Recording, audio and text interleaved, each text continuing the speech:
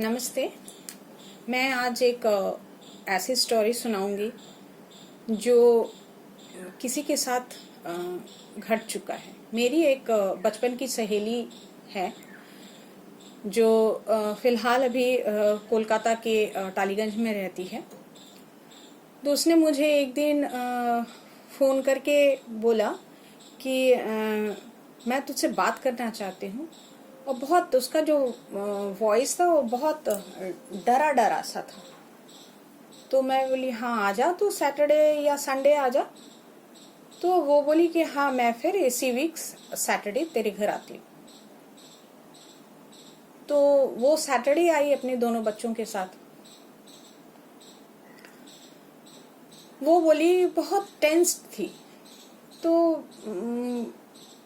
After lunch मैं बोली तू मुझे जल्दी से बता बात क्या है, तेरे हस्बैंड के साथ तो कोई अनबन नहीं हुआ ना, या सासू माँ के साथ? तो बोली नहीं रे, ऐसा कुछ बात नहीं है। तो मैं बोली तू मुझे बता, मुझे बहुत टेंशन हो रहा है। तो बोली तुझे याद है मैं बाहर गई थी, हैदराबाद घूमने गई थी। हमने हाँ मुझे याद है, तू बोली थी ना 2 वीक्स बिफोर 2 वीक्स। तो बोली हाँ।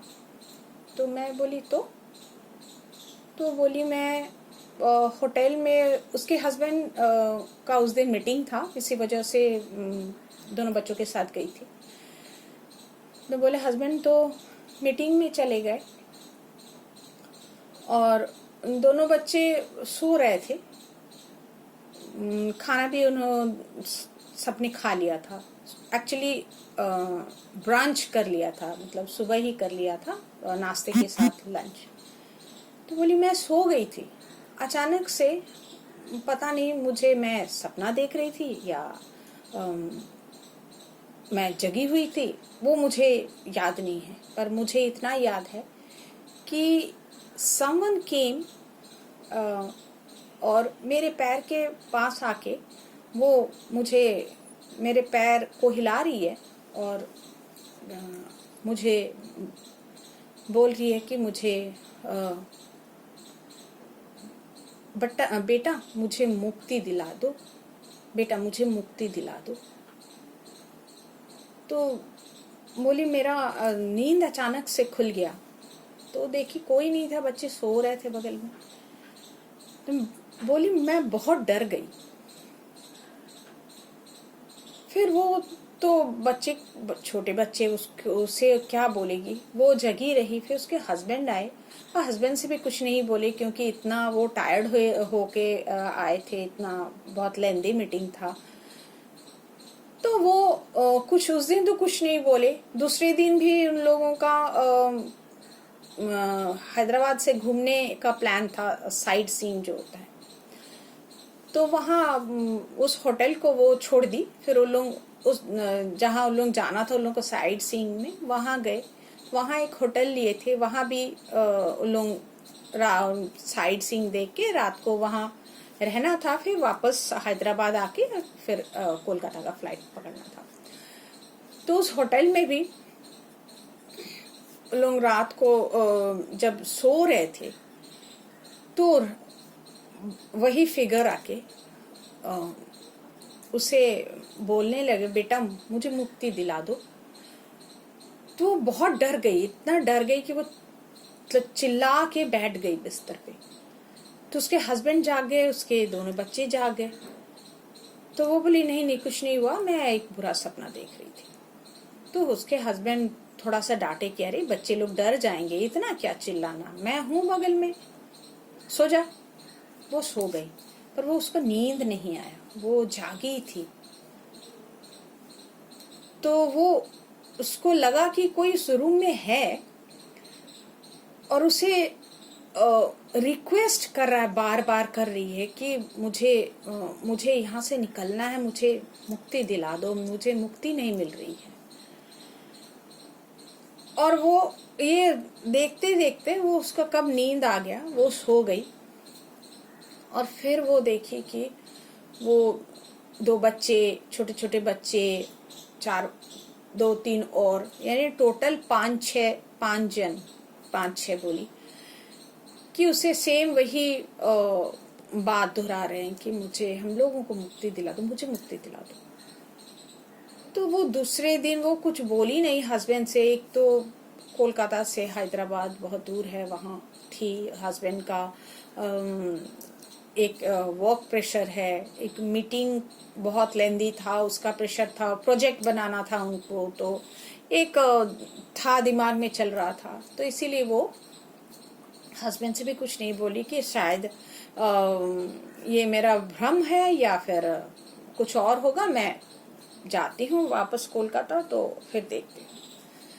तो यहाँ ही कोलकाता में आई, तो कोलकाता में भी सेम थिंग उसके साथ ये सेम घटना घटने लगा। तो वो बहुत डर गई, बोली नहीं ये मुझे तो कुछ करना है, कि ये क्या है, क्या हो रहा है, कैसे हो रहा है। तो जब कोलकाता हैदराबाद में जब थी साइट सीइंग की जब कर रही थी, उस समय जिस होटल में थी वहां से भी इतना ही उसको बार बार बोला जा रहा था, रिपीटेशन एक ही बात का, मुझे मुक्ति दिला दो बेटा, मुझे मुक्ति दिला दो, मैं फंसी हुई हूँ, मुझे मुक्ति दिला दो। कोलकाता में आके, टालीगंज में आके, वो उसी रात को वो उसको लगा कि वो जो कोरोमंडल जो एक्सप्रेस था उसमें जो हादसा हुआ था पुरी में, बालासोर में, उसका वो जिक्र कर रही थी। तो उसको बहुत बहुत बहुत बुरा तो लगा और उसको बहुत डर भी लगने लगा पहले। फिर ये वो रेगुलर मतलब रोज का ये एक हो गया था। वो रोज से बोलती थी मुझे मुक्ति दिला दो बेटा, मुक्ति दिला दो, मैं फंसी हुई हूँ, मुझे मुक्ति दिला दो। और उसके साथ और 4-5। तो एक दिन की बात है कि वो बोली कि मेरे हस्बैंड को बाहर जाना था, कोलकाता से बाहर आसनसोल। तो उस दिन रात को, दूसरे दिन जाना था, वो उसका अपना पर्सनल कोई था, कुछ काम था। तो उस दिन रात को वो आके उसको सपने में वो मतलब आई दैट लेडी और बोली कल अपने हस्बैंड को जाने मत दो बाहर, और कुछ नहीं बोली, बस इतना ही बोली। दूसरे दिन वो उसके हस्बैंड उठे सुबह, तो वो बोली कि तुम आज मत जाओ। तो उसके हस्बैंड बहुत थोड़े से गुस्से वाले हैं, इरिटेट हो गए, क्या नहीं मुझे जाना है, मुझे जाना है। तो सुने तो नहीं, वो चले गए।